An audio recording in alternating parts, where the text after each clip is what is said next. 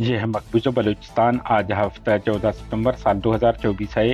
Balochistan today سے آج کے علاقائی خبروں کے ساتھ میں ہوں آپ کا میزبان الیاس بلوچ۔ بلوچستان کے علاقہ کلات، مسنگ، ہرنائی، بولان، چمالنگ سمیت کیچ کے مختلف علاقوں میں فوج کشی جاری۔ مذکورہ علاقوں میں ہیلی کاپٹروں کی آمدرفت دیکھی گئی ہے۔ کوئٹہ فورسز ہاتھوں 2 وکیل جبری لاپتہ، بی وائی سے وی بی ایم پی کی مذمت، وکلاء تنظیموں کا احتجاجی تحریک چلانے کا اعلان۔